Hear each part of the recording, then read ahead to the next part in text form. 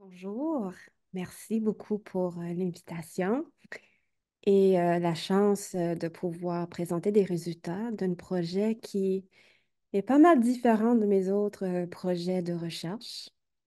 Il s'agit en fait d'un projet qui a été financé par la QRSC dans le cadre d'une demande de proposition pour des projets en lien avec les trajectoires postsecondaires et la pandémie. Et à l'époque, je travaille avec Pearson Vaval, qui était le directeur de équipe RDP à l'époque. Et puis, on voulait mieux comprendre la réalité de la jeunesse à Rivière-des-Prairies. Donc, je ne sais pas si il y a d'autres chercheurs dans la salle. Des fois, on a une demande de subvention. C'est pas tout à fait qu'est-ce qu'on veut faire, mais on y va quand même parce que ça peut amener d'autres pistes de recherche, d'autres questions qu'on veut répondre. Donc, c'est ça qui s'est passé avec ce projet-ci. On a pu aller chercher des données assez intéressantes sur la jeunesse à Rivière-des-Prairies en même temps de pouvoir répondre à cette question sur les trajectoires postsecondaires. Donc, c'était de tout nouveau pour moi. C'est pour ça que j'aimerais ça remercier mes co-chercheurs, Régine Debrosse et Gina Lafortune, que sûrement plusieurs parmi vous le connaissent, qui a beaucoup travaillé et étudié la question de l'éducation et des trajectoires post-secondaires de la jeunesse immigrante. Donc, on commence. C'est un... OK.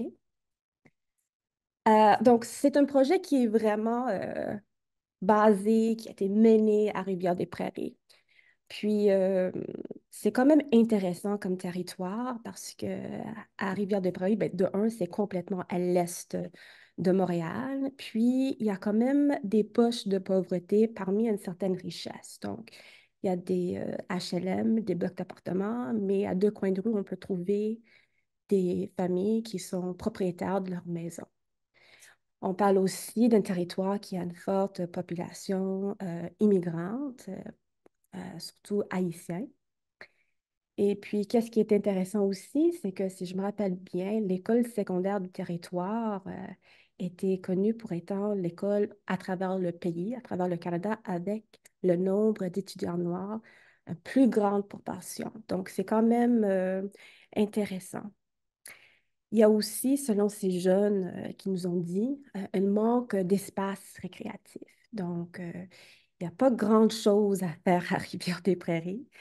Puis le transport est aussi difficile.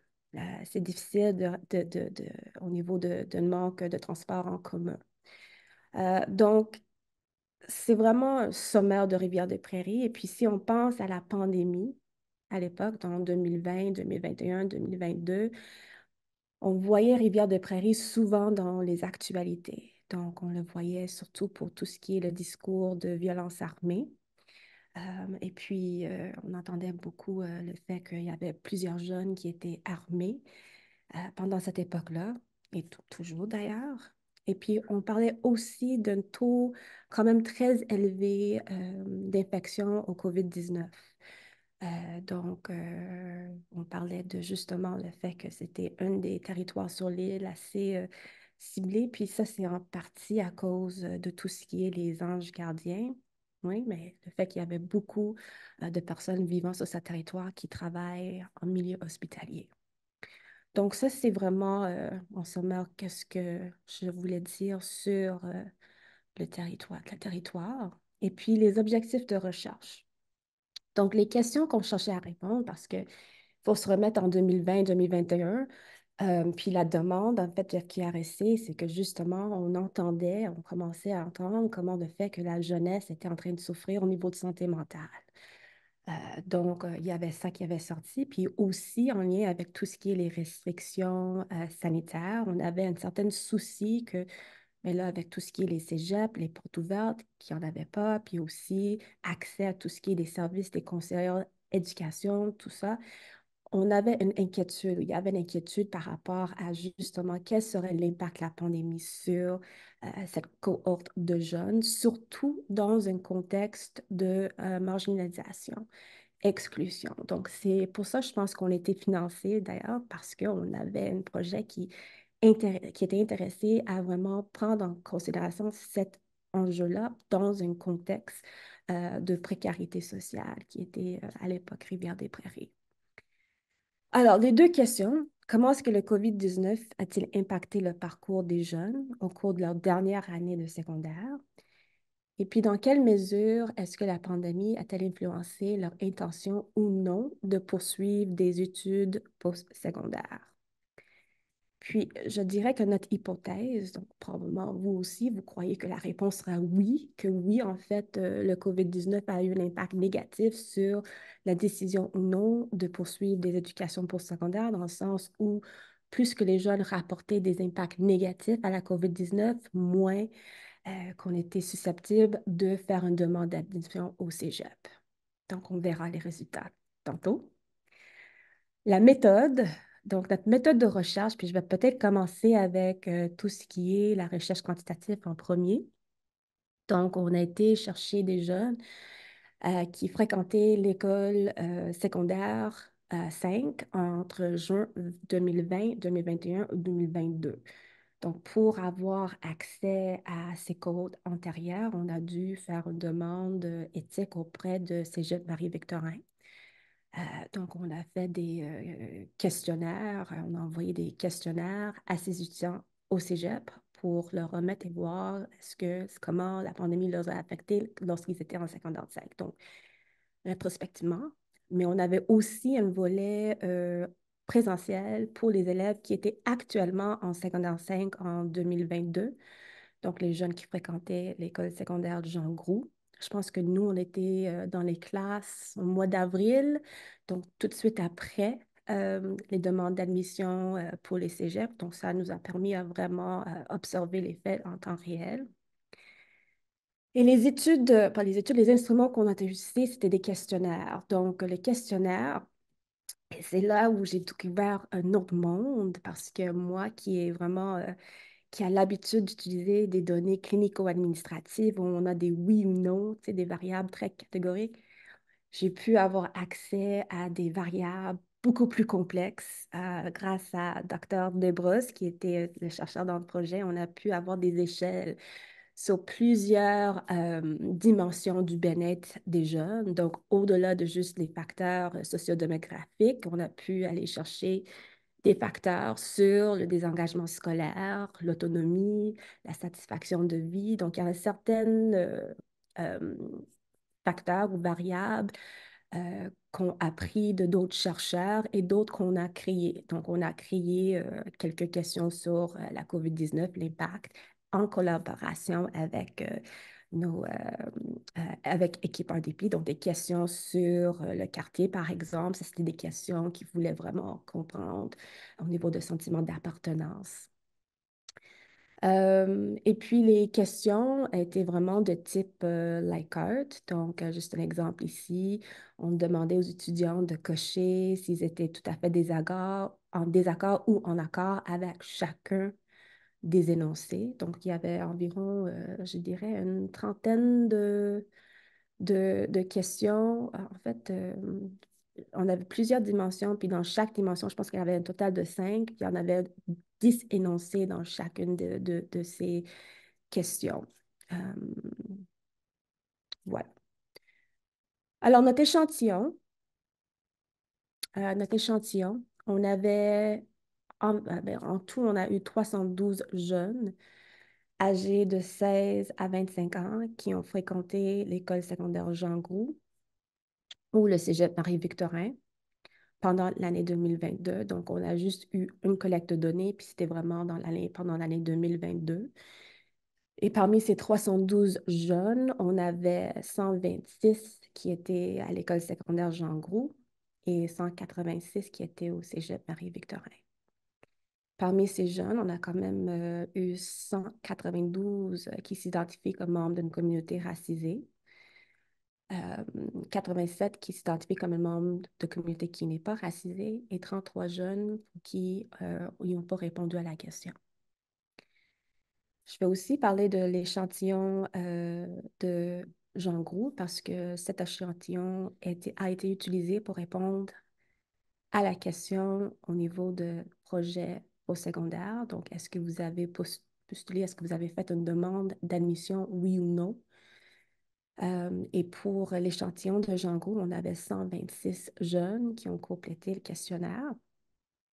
Et parmi ces 126 jeunes, on a eu 99 qui ont postulé au cégep et 26 qui n'ont pas postulé au cégep. Parmi ça, il y avait 106 jeunes qui s'identifient comme membres d'une communauté racisée. Donc, la majorité de l'échantillon. Nos résultats.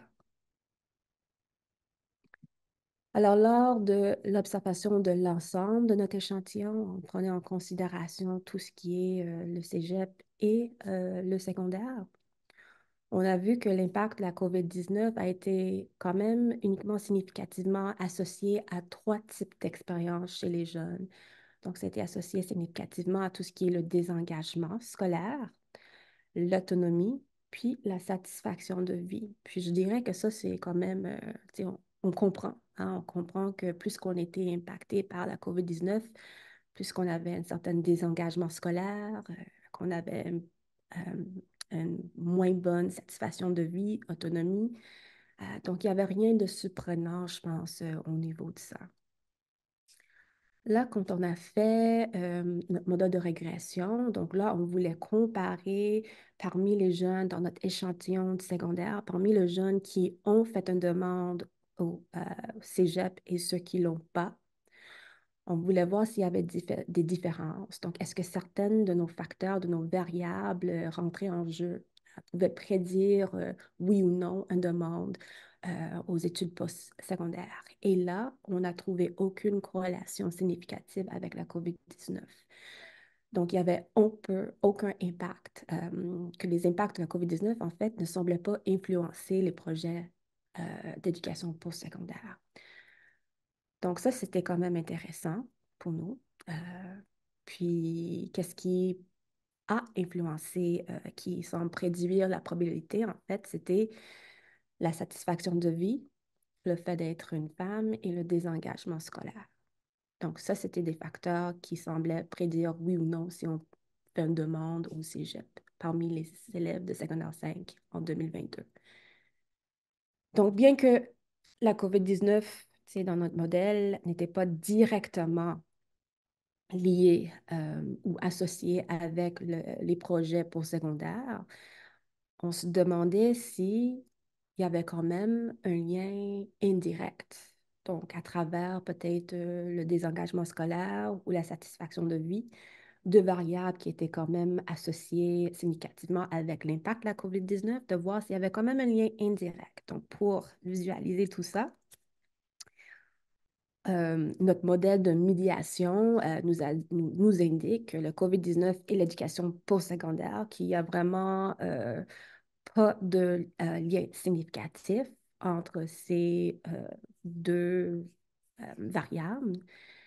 Puis quand on regarde au niveau de satisfaction de vie, on voit que oui, le lien entre COVID-19 et satisfaction de vie est significatif. Puis aussi, lors de la satisfaction de vie et l'éducation postsecondaire. Donc, par la satisfaction de vie, oui, il y a un lien significatif entre le COVID-19 et l'éducation postsecondaire. Par contre, quand on regarde au niveau du désengagement scolaire, on voit que du désengagement scolaire à l'éducation postsecondaire, que le lien n'est plus significant. Donc, qu'est-ce que ça veut dire? C'est que seule, en fait, la satisfaction de vie prédit de façon significative la décision d'appliquer au cégep ou pas, qui est quand même intéressant. Donc, on ne parle pas de motivation scolaire dans ce sens, on parle vraiment de la satisfaction de vie, la santé mentale du jeune. Euh, donc, pour mieux comprendre ces résultats, nous avons mené des entretiens qualitatifs avec les jeunes et des groupes de discussion avec le personnel scolaire et communautaire. Donc, en tout, on avait 9 jeunes âgés de 16 à 21 ans et on avait un groupe de discussion avec le personnel scolaire et des travailleurs communautaires. Puis les questions qu'on a posées aux jeunes, Pouvez-vous nous dire comment la pandémie vous a affecté?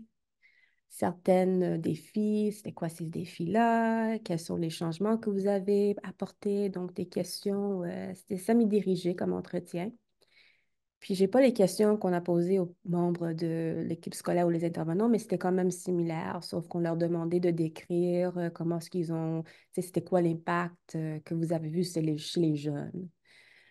Donc, nos résultats qualitatifs, en fait, reflètent également une certaine association non directe entre la COVID-19 et les projets postsecondaires, dans le sens où on a vu des effets mitigés de la COVID-19 qui suggèrent qu'il y avait des impacts négatifs et positifs de la pandémie. Donc, c'était difficile à décortiquer à cause de certaines jeunes qui amenaient des aspects positifs de la pandémie et certaines qui amenaient des aspects moins positifs ou certaines qui amenaient des positifs ou des négatifs. Donc, ça faisait que les résultats n'étaient pas si clairs, le lien entre la pandémie et euh, justement les projets postsecondaires. Je vais, je sais pas, peut-être que j'ai le temps. Peut-être que j'ai le temps, donc peut-être que je vais passer à travers. J'avais pas l'intention, mais je vois que j'ai quand même beaucoup de temps. Donc, je pourrais vous parler de tout ce qui est des résultats de nos entretiens qualitatifs. Donc, on a trouvé euh, quatre thèmes dont amener les jeunes sur tout ce qui est le social, famille, santé mentale, académique. Puis ces thèmes ou ces sphères, en fait, ils étaient comme toutes interreliés. Ah, donc, les sociales étaient reliées à la famille, académique, santé mentale. Je vais peut-être partager quelques citations parce que là aussi, je pourrais dire que même par exemple, puis ça c'était intéressant, tous les jeunes avec qui on a fait nos entretiens, ils ont comme nié le fait que la pandémie a eu comme un impact au niveau santé mentale, sur leur santé mentale.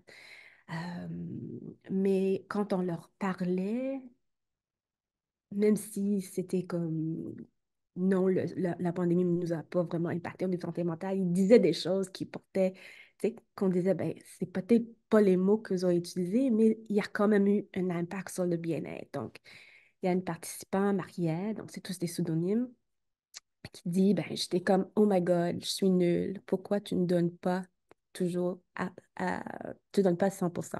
Je me reprochais tout. Et j'étais comme, ouais, j'étais toujours en train de me questionner. Je me parlais à moi-même et je devais dormir, ce qui me faisait du bien, mais je n'arrivais pas parce que j'étais trop concentrée. Donc, un certain stress que Marielle rapporte.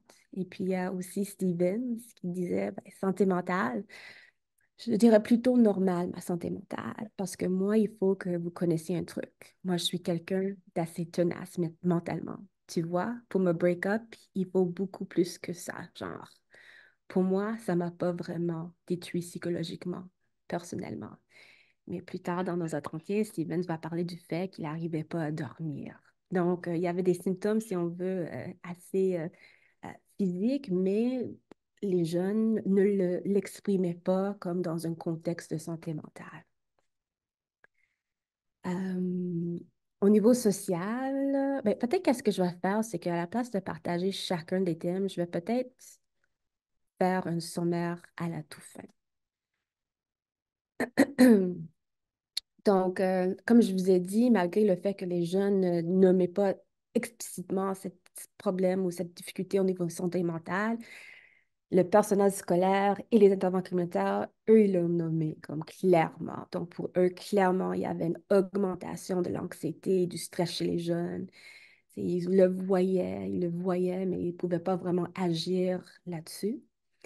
Ils ont aussi vu des difficultés au niveau des restrictions imposées par la pandémie. Donc, euh, beaucoup de jeunes qui semblaient trouver ça difficile d'être à la maison. Puis, il faut aussi comprendre que les jeunes, en fait, l'équipe scolaire, ils ont eu ben, on leur a parlé des sacs dans le sac, mais eux, quand ils nous répondaient, ils ne parlaient pas juste des sacs dans le sac qui sont peut-être plus autonomes, mais aussi de tout ce qui est les autres. étudiants secondaire 4, secondaire 3, secondaire 2, puis ils ont vu à quel point que il y avait quand même une difficulté de tous les jeunes à l'école, au-delà de ceux qui étaient en secondaire 5 à l'époque. Ils voyaient des difficultés d'apprentissage, mais c'est comme s'ils ne pouvaient pas vraiment faire grand-chose pour y remédier à cause de tout ce qui est l'enseignement à la distance. Donc, c'est comme s'ils ont vu qu'il y avait comme un manque de préparation pour le cégep, mais ils n'avaient pas les outils pour comment comme, s'adresser à cette situation. Euh, donc, eux aussi, ils disent, tu sais, c'est pas comme s'ils sont en train, je pense que c'est important de le nommer, c'est pas comme s'ils étaient en train de blâmer les étudiants. Ils ont disait que nous aussi, on faisait un petit peu partie du problème parce qu'on savait, il y avait quand même, on savait pas comment réorganiser notre travail, puis comment soutenir ces étudiants. Donc, il y avait comme une certaine incertitude, puis des impacts de la pandémie qui n'étaient pas juste vécus chez les jeunes, mais aussi vécus sur les membres du personnel. Donc, tout ça a amené un certain besoin, je pense, un certain stress qu'ils ont constaté sur les étudiants, puis les intervenants aussi. Les intervenants aussi nommaient des choses similaires, donc différents contextes, mais ils voyaient à quel point que il y avait une certaine souffrance, surtout au retour des études. Donc, lorsque les jeunes étaient invités à retourner à l'école, c'est là où, en rentrant en contact avec les jeunes, qui voyaient à quel point qu'il y avait certaines difficultés au niveau d'adaptation, etc. Donc, juste pour faire un résumé le sommaire des entretiens des jeunes, comme j'avais promis. Donc, les impacts positifs de la pandémie. Euh, donc, si on passe à travers tous les différentes sphères, puis je résume qu'est-ce que les jeunes nous ont dit au niveau de l'impact positif du pandémie, c'était quand même intéressant. Donc, pour certains jeunes, qu'est-ce qu'ils nous disaient, c'est que la COVID-19 a présenté une opportunité de ralentir. Donc, c'est quand même beau, dans le sens où je me souviens certains des entretiens où ils disaient que pour la première fois, on était tous à la maison. Ils parlaient du fait que maman, papa, les frères et sœurs, ils étaient tous à la maison, puis vous pouvez passer du temps ensemble. Certaines jeunes ont parlé d'un comme rapprochement familial. Certaines jeunes ont aussi parlé d'une certaine diminution des responsabilités. Donc, avant la pandémie, ben, il fallait que j'amène ma sœur, mon frère à deux différentes écoles avant que moi-même je rentre à l'école. Après l'école, ils parlaient de justement aller les récupérer, mais là, avec la pandémie, tout ça a eu fin. Donc, ils pouvaient se reposer. Euh, donc, ça, c'était vraiment quelque chose qui a été à travers tous les entretiens des jeunes qui disaient que finalement, on pouvait se reposer. Euh, donc, ils parlaient d'une grande fatigue, puis le repos qui était nécessaire. Ça a aussi permis, ils nommaient le fait de pouvoir réévaluer leurs amitiés. Donc, il y avait comme une certaine introspection, je dirais, que ils étaient là, puis ils pouvaient avoir le temps de réévaluer c'est quoi qui est important, qui est important. Euh, et puis, ça, c'était un petit peu aussi, ben là, on parle de retour dans le contexte d'école, puis là, les bulles de classe où on se limitait le contact. Certaines jeunes parlaient de comment c'était très, très, très bien reçu.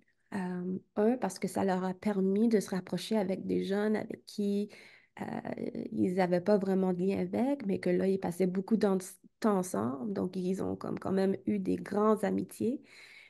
Et d'autres jeunes qui ont dit, ben écoute, avant la pandémie, je n'étais pas sur un bon chemin. Je côtoyais des jeunes ou des pères qui étaient peut-être, avaient une mauvaise influence sur moi.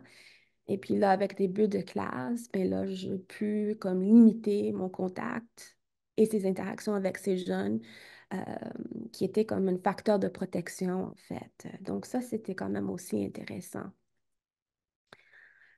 Et puis, il y avait aussi des impacts négatifs. J'en ai parlé, j'avais glissé un mot tantôt, mais les jeunes qui ont exprimé comme un certain sentiment d'incertitude. Puis je pense qu'on peut tous dire qu'on vivait de l'incertitude à cette époque-là. Donc ça, c'était nommé par les jeunes, de ne pas savoir quand est-ce que ça va terminer, qu'est-ce qui va se passer, les restrictions, etc. Les jeunes nommaient aussi une certaine comme retrait et isolement social. Euh, pas tous les jeunes, mais certaines s'enfermaient, puis ils sont comme peut-être un petit peu comme coupés. Ils disaient que certaines des jeunes disaient à quel point que même dans la vie de tous les jours, c'est difficile pour eux de vraiment être comme quelqu'un de sociable. Donc, avec la pandémie, ça a comme rendu ça plus pire, plus difficile. Donc, ils passaient beaucoup de temps dans leur chambre. Donc, pour beaucoup de jeunes, leur chambre était vraiment comme un refuge. On avait aussi tout ce qui est les réseaux sociaux, des jeunes qui jouaient beaucoup sur les réseaux sociaux, puis on passait beaucoup de temps sur le réseau social, puis eux-mêmes qui disaient à quel point que c'était peut-être pas nécessairement une bonne chose. On parle aussi des problèmes de sommeil. Donc, beaucoup de jeunes qui ont parlé de le fait que j'arrivais pas à dormir, j'avais comme beaucoup de stress. Mais même à ça, ils le font pas. Ils n'ont pas fait le lien avec la santé mentale, mais c'était comme j'avais juste la difficulté à dormir, puis le cerveau qui roulait, roulait, roulait. Certaines jeunes aussi ont partagé des sentiments de tristesse, tu sais, aux restrictions. Il y avait des jeunes qui faisaient des sports, des équipes sportives, et puis là, de ne pas pouvoir jouer sur leur équipe de football, etc. Aussi, je pense, au niveau de secondaire 5, certaines jeunes, que, tu sais, tout ce qui est les sports au cégep, euh, puis de pouvoir faire des efforts pour être sur une équipe, certaines, comme c'est vraiment à travers le sport que leur éducation et puis l'étude postsecondaire est possible, mais à cause de les restrictions, puis ça a amené comme des changements de carrière ou de projet de cégep.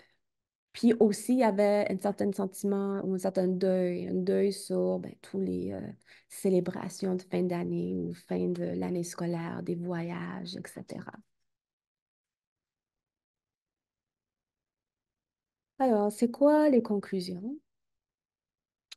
Donc, la COVID-19 a eu divers impacts sur les jeunes, ce qui complique un petit peu la relation entre la pandémie et les projets d'éducation postsecondaire. Donc, c'est pas simple comme lien. Euh, Puis on voit ça dans les données aussi. Ces effets mitigés, ces impacts positifs et négatifs compliquent les choses. Et aussi le fait que les jeunes ne sont pas nécessairement ouvertement en train de dire que la pandémie, ben, pour tous les jeunes, c'était comme la pandémie, en fait, n'a pas eu d'impact sur ma vie. Mais on voit quand même indirectement par leurs propos que oui, en fait, il y a eu un impact.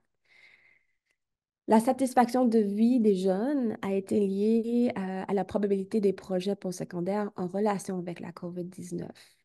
Donc, on voit que euh, l'importance, la satisfaction de vie, puis à quel point que peut-être pour les jeunes avec qui leur satisfaction de vie était déjà peut-être moindre, mais là, la pandémie a comme peut-être exacerbé ça un petit peu. Donc, pour ces jeunes-là, on peut avoir un certain impact euh, qui était, ben, pas un impact, une certaine corrélation avec tout ce qui est les projets futurs euh, postsecondaires. Mais lorsqu'on considère les motivations scolaires, donc le désengagement scolaire et la satisfaction de vie, donc quand on compare les deux ensemble, on voit que c'est vraiment la satisfaction de vie qui apparaît comme le facteur déterminant. Puis la satisfaction de vie, ben, je ne sais pas si c'est vous, mais si c'est juste moi, mais j'avais, tu sais, qu'est-ce qu'on veut dire par la satisfaction de vie? Et puis apparemment, parce que c'était quand même très, très, très significatif ce résultat, puis apparemment, d'après qu'est-ce que j'ai compris, que la satisfaction de vie est une autre façon, on l'utilise pour parler de plein de choses, surtout le santé mentale, des questions, juste pour donner une idée que les jeunes ont répondu, c'est une des questions, c'était à quel point est-ce que je suis en train de mener une vie qui répond à mes idéaux? Euh, Tu sais, donc, une certaine satisfaction que la vie qui mène est important, euh, qui compte. Puis, au niveau de justement de l'espoir que je pense que je peux. Donc, cet indicateur de satisfaction de vie a beaucoup. d'impact, puis ça porte beaucoup de choses, puis on le voit à travers cette étude. Donc, qu'est-ce que pour moi était très, très, très intéressant, euh, c'est que on doit investir en fait dans des mesures qui va promouvoir la satisfaction de vie des jeunes. Donc, on était vraiment comme sur, OK, mais la pandémie, Mais au-delà de la pandémie, c'est vraiment cette satisfaction de vie. Puis je pense, qu'est-ce qu'on pense? Ben, en fait, qu'est-ce que je réalise, en fait, c'est que peut-être dans un contexte, dans ce contexte-ci, que la pandémie était un facteur ou un stress comme d'autres stress, mais que ça n'a pas eu l'effet qu'on anticipait parce que justement, il y avait déjà des préalables à prendre en considération. Euh, donc, je pense que les recommandations, en fait, c'est qu'il faut investir dans des mesures qui vont augmenter la satisfaction de vie de ces jeunes sur ce territoire et aussi que ces efforts ou ces actes ou ces gestes soient définis par les jeunes. Hein, parce que nous, nos questionnaires leur demandaient leur point de vue, à quel point. Donc, c'est important, tu sais, cette subjectivité, lorsqu'on va implanter des mesures, lorsqu'on va développer des choses pour augmenter la satisfaction de vie, il faut que ça soit en lien avec les jeunes, puis leur définition. Donc, ça aussi, ça devrait être une priorité.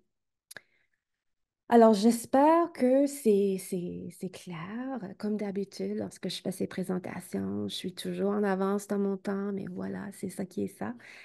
J'aimerais remercier tous les partenaires de recherche, donc l'École secondaire Jean Groulx, Cégep Marie-Victorin, le CACO, équipe RDP, et puis aussi le Fonds de recherche Société et Culture. Donc, voilà.